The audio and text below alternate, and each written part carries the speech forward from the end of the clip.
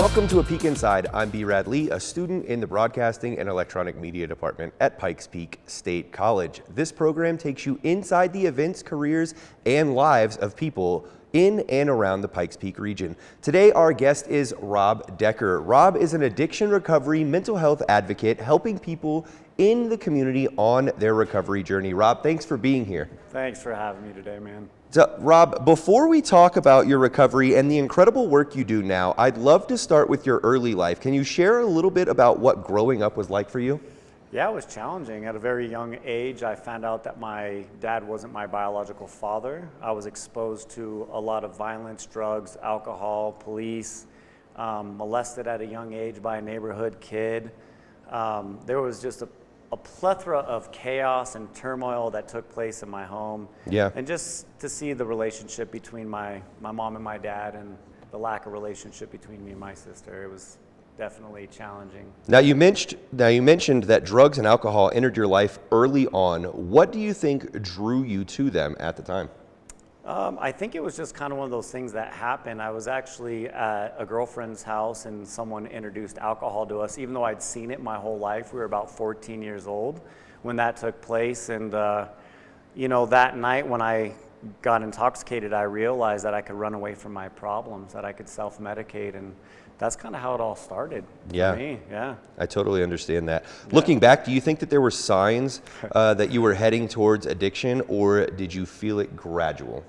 I had no idea what addiction was at the time. I think that I jumped in head first with it though. Yeah. You know, so I didn't really understand or encompass what addiction or mental health or any of it was. Sure. I was just coping with life and trying to get through it, man. You know? Yeah. What was your vice of choice?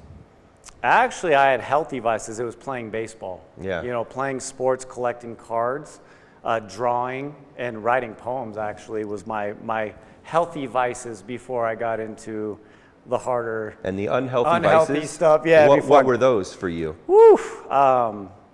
Marijuana, cocaine, pills, ecstasy, Molly, acid. Yeah. Lots of alcohol. Just a lot. It was a lot. Okay. You know, is there ever a time that you realized that you were out of control before your recovery journey?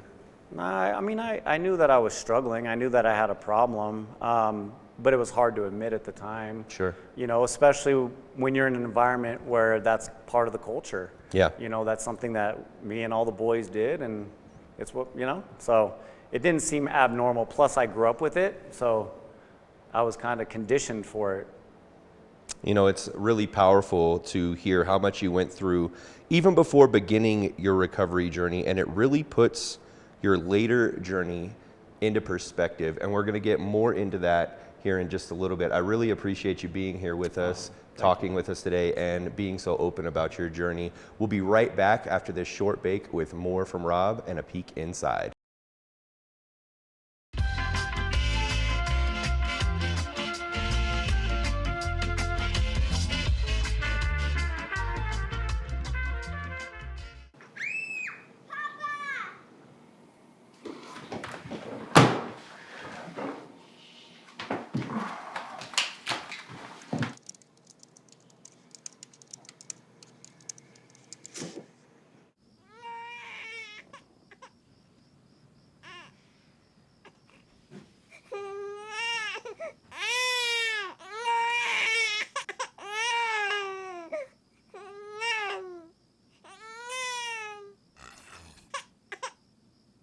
If you love them enough to suck the snot out of their nose at 4 a.m., then surely you'll check NHTSA.gov/the right seat to make sure they're in the right car seat.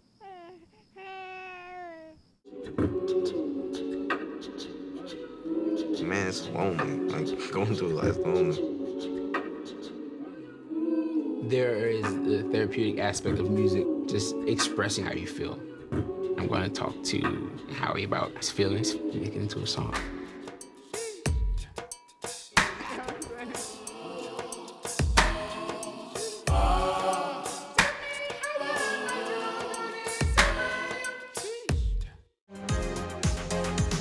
You're watching Pikes Peak TV.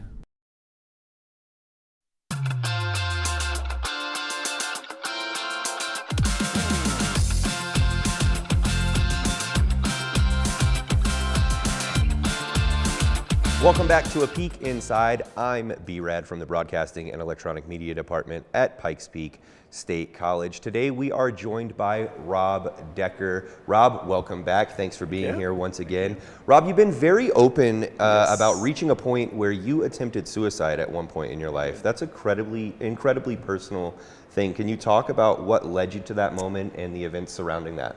Well, I think a lifetime of rejection and neglect that led into addiction. I struggled with suicidal ideations as a child. I used to draw pictures, that led to thoughts of it. And I was a cutter too. Yeah. I was a cutter, and until my dad saw me with the cuts on my arm and kind of mocked me in a sense, and then I realized I couldn't share those kind of thoughts with him. And so it was something that I compounded for a very long time, and it grew inside of me as I got deeper into my addictions and mental health issues. Now, staying on topic, can you share briefly the suicide attempt? Yeah, I jumped headfirst out of a third-story loft window with the attempt. I was gonna break my neck and kill myself. Yeah. My foot clipped an awning and changed my fall, but I was in a very bad life situation, and a perfect storm of events kind of took place, and it just led to the perfect moment to attempt to take my life. That's very personal, and I appreciate you sharing that. Yeah, absolutely. What was going through your mind afterwards? Was there a moment or realization that made you decide to fight for your life and recovery? I realized that I survived for a reason, but it doesn't mean it was an easy road back at all. I mean, I still spent 5 years trying to learn how to walk again and get off of drugs and alcohol. It was a very hard and long journey, but there was a glimmer of hope that I was meant to be here and that my life served a purpose. Absolutely. Now, you've mentioned to me that finding faith played a huge role in that turning point. Can you share what that looked like for you and how faith became a part of your recovery without necessarily being about religion? Well, I had a group of guys that, showed up in my life and really started pouring into me. And at that point in my life, I didn't have much going on for me. I was a drug dealer and homeless, and wasn't making money outside of drug dealing, and didn't have my license or anything. And I show up at a little study, and these guys prayed over me and introduced faith into my life, and that planted some seeds in me. And so that's where my faith journey began. Sure. Yeah. Yeah, and you do a lot of outreach right now in the community, reaching out to the homeless and all types of things, and that's faith-based driven for you as well, correct? Yeah, I mean, I work for Homewards Pikes Peak, which is not a faith-based organization, but the work that I do comes from a place of faith, and then I have the Recovery Rebel softball with Rises Lions. And we're going to get into that next. Yeah, so, yeah. All right, Rob. This has been such an incredible journey, and for you specifically, I know that it was really hard to talk about this, and it's becoming easier and easier every time you talk about it, I'm sure. But it's such a powerful reminder that anything can be taken deeply personal, different things to different people. But I really appreciate you opening up and sharing. We'll be right back with more of A Peek Inside when we talk about your Recovery Rebel softball team and sober lifestyles. Yes. Hey, boss. Okay? Yeah, I'm good. You sure? I said I'm fine.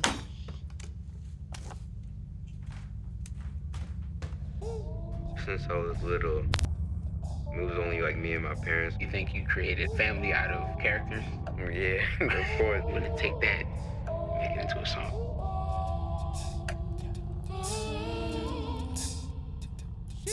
Me the bed, see you in the morning. With the frosted Superman, but it wasn't on it. And we lost it. In my head, in my head, in my head.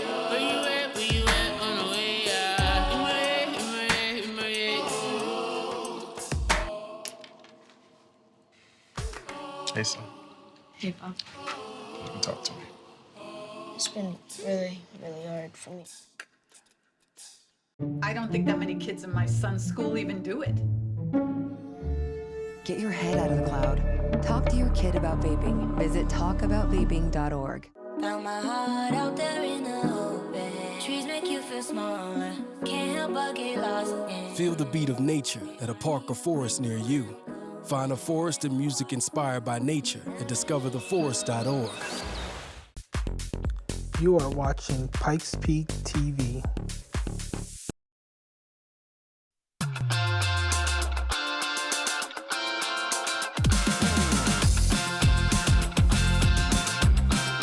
Welcome back to A Peek Inside. I'm B-Rad from the Broadcasting and Electronic Media Department at Pikes Peak State College. Again, today we are joined by Rob Decker. Rob, after everything you went through, what did the early days of recovery look like for you? Oh man, it was really more about unpacking my childhood. Yeah. And trying to recover from it and forgiving the characters involved in a lot of the turmoil that I held on to in my life. And so the early stages were really trying to deepen my faith, but also learning how to forgive. I think that was really huge for me. Absolutely. Because even the first 5 years after my suicide attempt, I was still struggling with drug and alcohol abuse. Sure. So, I mean, it's a hard road for anybody through recovery. Yeah. Well, we're glad that you're here now. You went on to start an incredible organization, Recovery Rebels. Tell us about what inspired you to create it. I had a couple buddies, veterans, that were struggling to find a sober place to play sport. You know, a lot of the teams they played for, drugs and alcohol were present, and I cared deeply about them. Plus, I had a, passion for recovery, and so the Recovery Rebels were born because of those two gentlemen. That's why it was born, was to help my brothers stay sober. Yeah, and the sober softball team, that's such a cool idea. Why is it important to you? Because you're bringing together a community of like-minded individuals that whether they drink or use or don't, we're all coming together to support each other and to let each other know that we're not alone in this journey called life. Because for me, addiction was a mental health problem, right? Sure. It was just secondary to all the other stuff that I was running from. So if we can recognize that early on and bring support around each other, we're less likely to fall victim to that stuff. Sure, and I'm sure it's a lonely thing too, the addiction side. It's a connection issue, right? Yeah. So when you feel disconnected from the world, you feel connected through your use a lot of times, Absolutely. Which is really a lie, but yeah. All right, Rob, what's a message that you hope people take from your story, whether they're in recovery themselves or supporting somebody who's in recovery? Well, there is a way out, and there is hope for a future, 100%. It's just that you have to surround yourself by the right people, and you have to dig deep and do the homework. You can't just ignore your past. You have to take it on, face on, you know what I'm saying? And you have to find the right outlets and people in your corner to help you heal. Yeah. Yeah. Healing it's there. It's an option for sure. Absolutely. There's always a chance to heal. I was a medic in the military, so I firmly believe that healing is a huge part of life. But those are all the questions that I have for you, and I have been told to ask you one more question on the fly. All right, on the fly. What do you think of narwhals? Narwhals. Well, narwhals are a character on my kids' playing cards, and so it reminds me of my children. So I love that. Yeah. Rob, thank you so much for sharing your story so honestly. It's clear that you're helping others see that recovery isn't just possible, that it can lead to something truly meaningful. I really appreciate you taking the time out of your day to come be with us and talk to us today. That is all the time that we have for A Peek Inside. I'd like to thank our guest, Rob Decker. I'm B-Rad from the Broadcasting Electronic Media Department at Pikes Peak State College. For more information on this program, it can be found at pikespeak.edu/BEM.